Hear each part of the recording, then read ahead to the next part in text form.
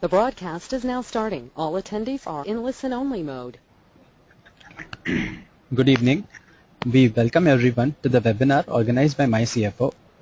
MyCFO helps promoters, CEOs and investors scale their business ventures and helps them monetize value in their business. MyCFO works with family-owned businesses, technocrat entrepreneurs, private equity and venture capital-backed companies and Indian subsidiaries of multinational firms. With a team of over 100 full capital-backed companies and Indian subsidiaries of multinational firms, and the team members on its roles across 7 cities and with clients across industry verticals in several Indian cities, MyCFO is the largest and the fastest growing CFO services company in India. MyCFO helps promoters, CEOs, CFOs of high growth and mature businesses by outsourcing their services of a CFO, finance controller in a full-time, interim or project-based role. MyCFO is not a consulting solution, it is an implementation company. The topic of discussion today will be 5 lessons to learn from Mahendra Singh Dhoni's career for running a business in 2015. Today we have industry veteran Mr. Venkat with us to share his knowledge on the same. Venkat is the founder director of MyCFO, India's largest and fastest growing CFO services company. In addition to his other responsibilities, Venkat leads the delivery function at MyCFO, where he works with promoters and managements to improve valuations through good practices in the finance and accounts functions. Over the last 3 years alone, Venkat has dealt with more than 25 different private equity and venture capital funds who have invested in companies where MyCFO plays the CFO role. In addition to this, Venkat is also involved with MyCFO clients who are listed in public markets. In his role as trusted advisor to promoters and entrepreneurs, Venkat is constantly looking for ideas from different walks of life, including cricket, to implement in day-to-day management of businesses. Over to you, Venkat. Thank you very much, Yogesh. Friends, good afternoon. Welcome to the next webinar in the series of webinars that we have been doing at MyCFO. Considering MS Dhoni's recent announcement of retirement from Test cricket, we thought we would do a webinar on what we can as entrepreneurs learn from MS Dhoni's career. What we also thought is, since it's the beginning of a new year, it's a good time for us to make some resolutions. So what are the 5 New Year resolutions that we could be making as entrepreneurs or businessmen that draw lessons from the career of MS Dhoni? Needless to say, this is not going to be a session about MS Dhoni's cricketing achievements. I mean, what we're really trying to do is to highlight some of the things that he has achieved, not as a batsman or a wicketkeeper, but as captain or leader, because that's really our role, and see how we can draw from that experience in our day-to-day lives. So let's get started with the presentation. I just want to share one anecdote. When I first started MyCFO, a good friend of mine who is now a partner at KPMG asked me the question that, Venkat, you've got to decide when you start a business as to whether you want to be a Tendulkar or you want to be a Dhoni. And I didn't understand what he meant, and I went back and asked him the question. And he told me that, look, if you are a Tendulkar, you will always be a great player. You will have a lot of runs under your belt. You will have maximum man of match awards. But if you're going to be Dhoni, then it's not about you as a player. It's got to be you as a leader.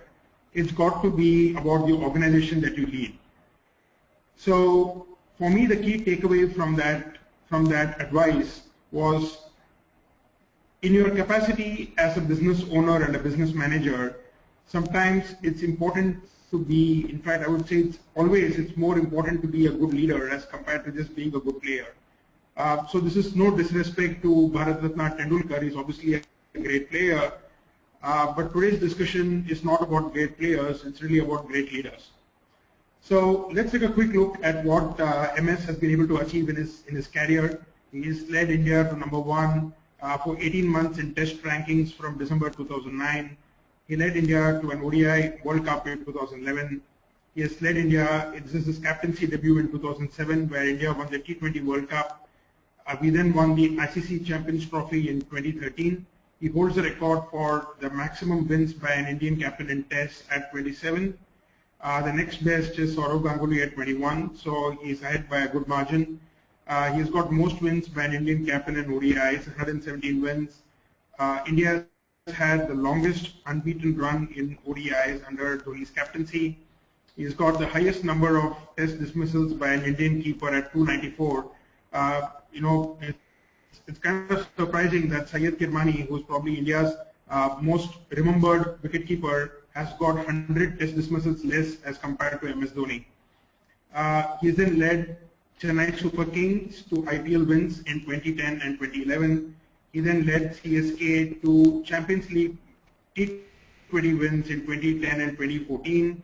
And he was the first player ever to win the ICC Player of the Year award in ODIs twice. I'm just going to have a minute video that's going to be played now. It's a YouTube video. It will last for around a minute and a half. It's really quotations about other players, about MS Dhoni, and then we'll get right into what we can learn as a business from MS. Just bear with me for a minute while I get the video up.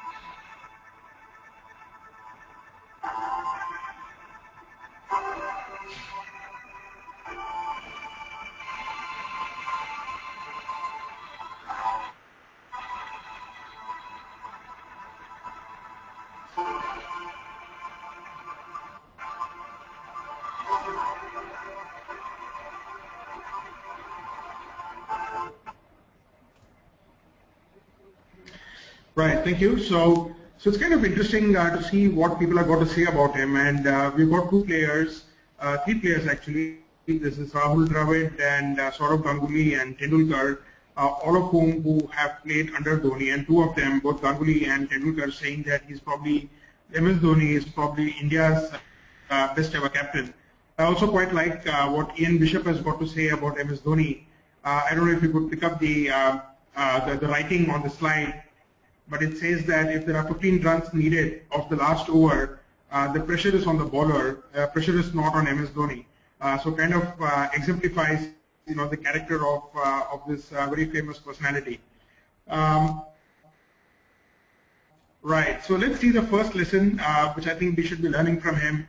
Is the interesting thing is MS in his career of 90 tests has got a fairly modest batting average of 38. I'm sure there are several other batsmen who have got a test average of better than 38. But that didn't stop him from winning the maximum number of tests as a captain. And for me, the key takeaway really is that an entrepreneur needs to be good, but he does not necessarily have to be the best to lead his business successfully, right? So some of us as business people, we strive to be the best in what we do, and that's a very important thing. We should not be compromising on it. But you don't need to be the best manufacturing guy or the best sales guy or the best finance guy to be able to lead your business well. What we've seen at my CFO, having now worked with probably 200 odd businesses with different types of promoter groups, several of whom are family managed businesses, we think that entrepreneurs who score consistently 75 marks or more out of 100 in all the functions of the business, whether it's purchases, manufacturing, operations, supply chain, sales, finance, human resources, if you are scoring 75 plus on all these functions, I think you're going to do fairly well as a business person. It is far better as compared to, for example, being 101. Maybe you're the world's best technocrat, the world's best technician, but maybe an absolutely poor HR manager. So if you're going to get 101 and less than 40 on another, I think that's a bit of a problem.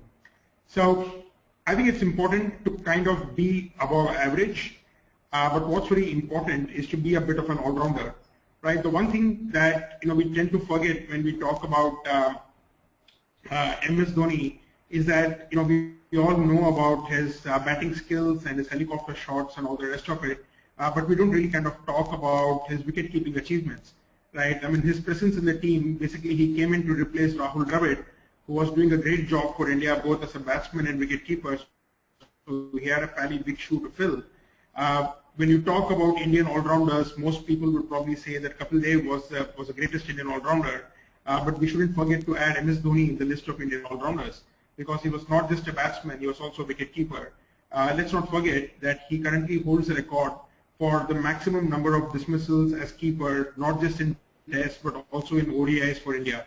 So that's a pretty significant achievement, right? So for me, the key message really out of this slide is you don't necessarily need to be a Tendulkar scoring 30,000 runs in Tests and ODIs. So he's a great batsman, obviously, Tendulkar, but that didn't guarantee that he would be a good captain. So leaders need to have an ingredient which is something more than just good competence, right? So both Tendulkar and Dhoni have got good competence. Possibly one would say that Tendulkar has got more competence as compared to Dhoni, but where Dhoni really scores and what we really need to learn as leaders from him is the ability to lead the business, right? So the ability to take risks, the ability to take decisions, the ability to inspire people, the ability to get people to do more than what we think they can do. These are critical skills for a leader or an entrepreneur. So takeaway, be above average in whatever you do, but if you're not the best, don't worry about it. That doesn't necessarily make or break you as an entrepreneur or leader. Lesson number 2.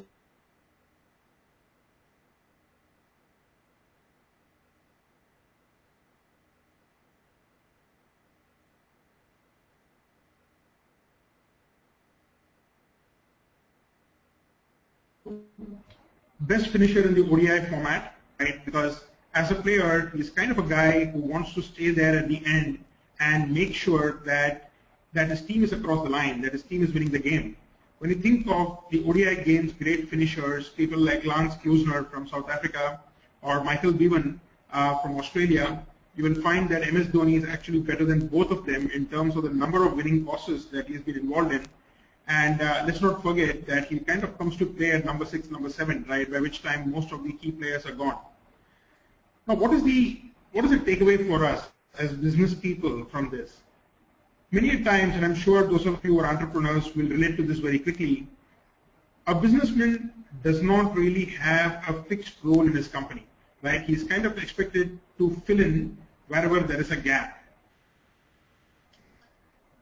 Dhoni could be walking in at 5 down by the 10th over, in which case he's kind of playing almost the role of a number 3 batsman and playing out 40 overs for his team. Or he could be coming in the 47th over and he has got 3 overs in which he's got to slog and get the runs and see how we can up the scoring rate. So his role, unlike that of an opener has got a steady role. He'll kind of come in there, see the new ball off. He will provide a stable start to the team. That's a fixed role. Right, and those are the roles that the people whom you hire in your company as senior managers will be playing. Right, they've got more steady 9 to 6, 9 to 7 kind of jobs. They've got a standard job description. What you have is MS Dhoni's role, which is a role without a job description. You could come in over 11, you could come in over 49, and then you play depending on what the team requires from you, and you play depending on what the situation is. The key thing is, are you unbeaten at the end of the innings, right? Because a lot of times when we come in, we delegate stuff and then we are gone and then we don't know how the end result will pan out. I think one of the key things that we need to do as leaders is to see things through, is to get things done. In 2015, I think one of the key resolutions that some of us may want to take on is, can we focus on the one most important function in the organization, which is execution?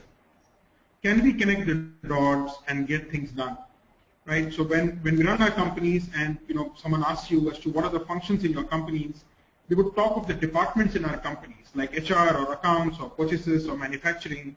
Very few people think of execution as a function. But really coming to think of it, the one big gap that all of us have in our companies is execution. There is intent on the part of everyone. There is vision on the part of the entrepreneur.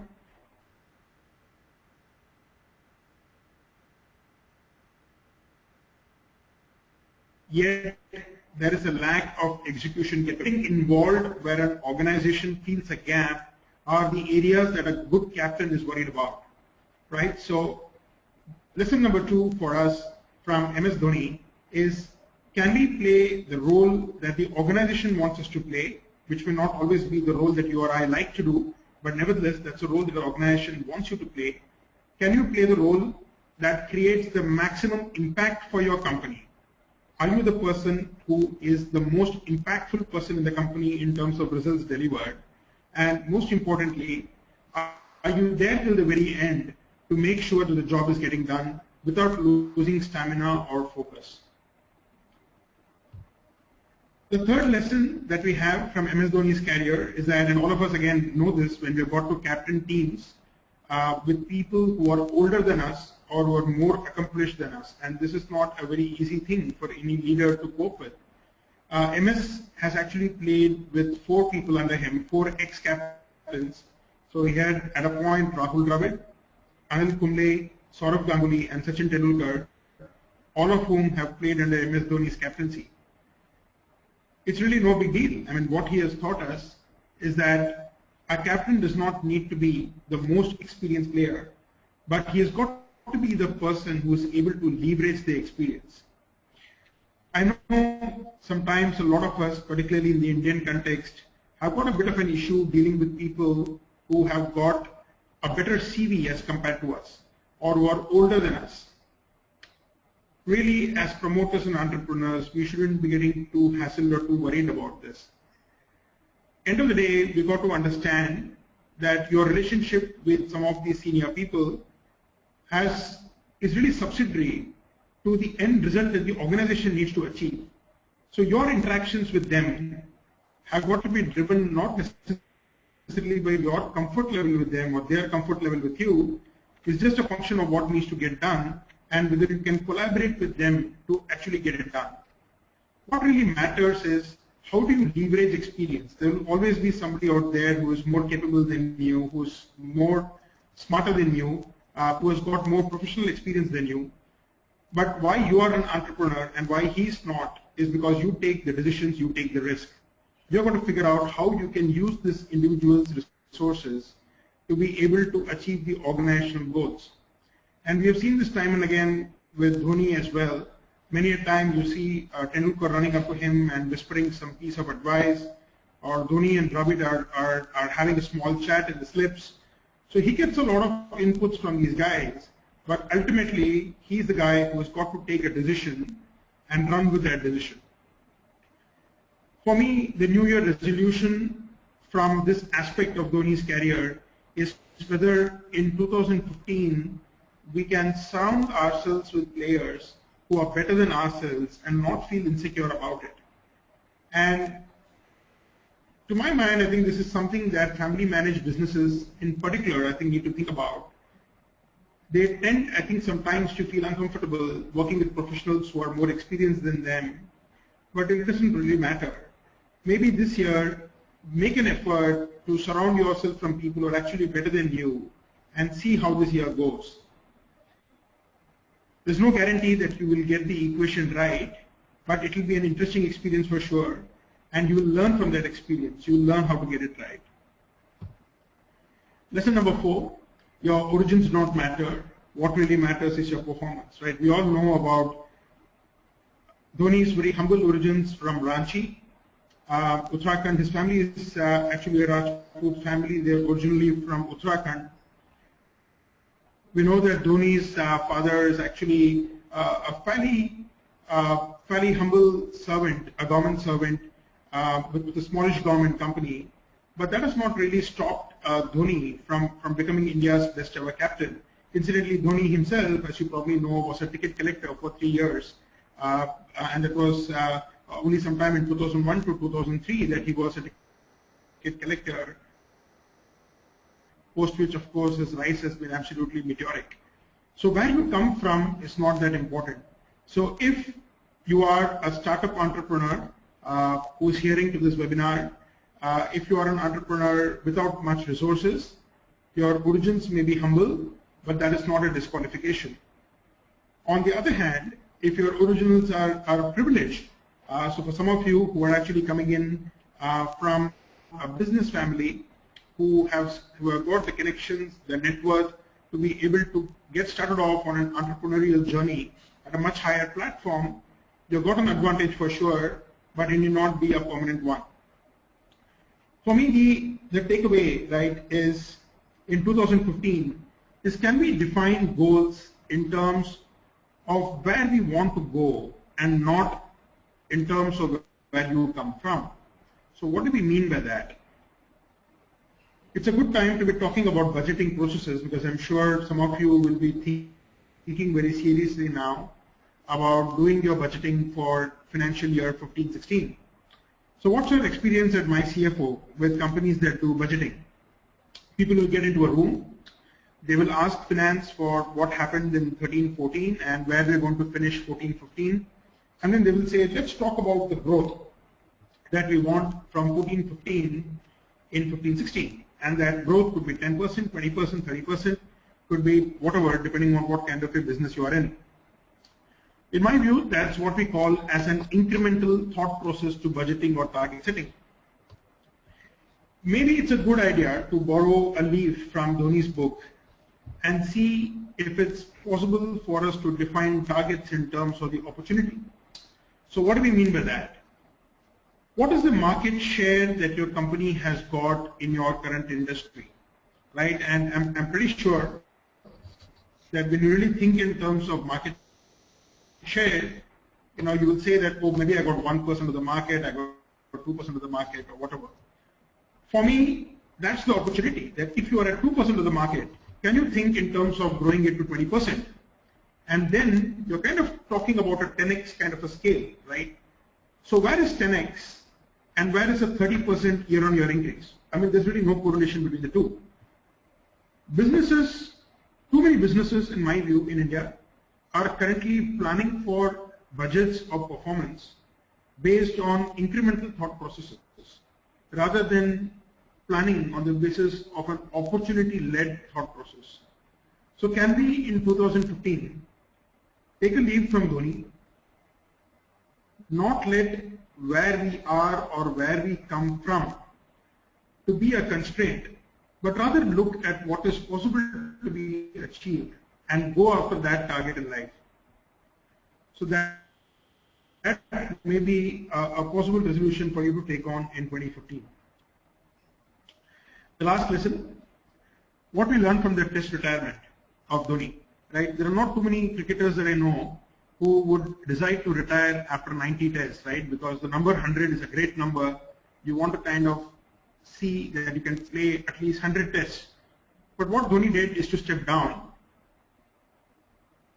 telling us a very important role, a very important rule, that captaincy is a role, it's not an entitlement.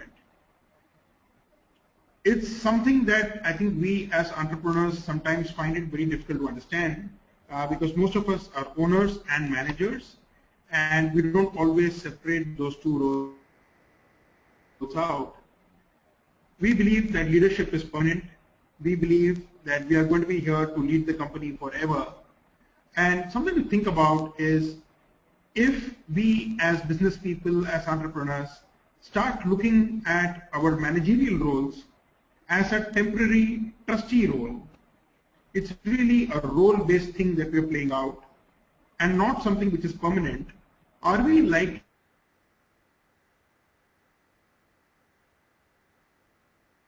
to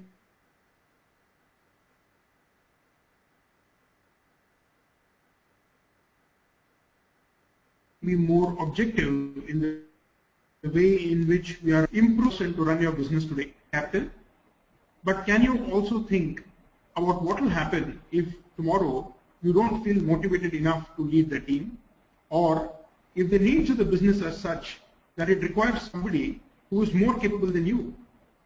Are we as business owners having enough maturity to separate out the managerial role and say that I don't need to always be the person who is managing this company? Maybe I should make way for someone who is more capable than me. In clients that my CFO has worked in, we have seen very few promoters who have brought this kind of a trusteeship attitude to their table. And we have found that they are amazingly more successful as compared to those that don't bring the trusteeship attitude.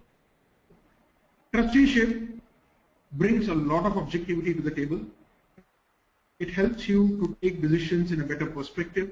It helps you to use data better rather than just operating by gut.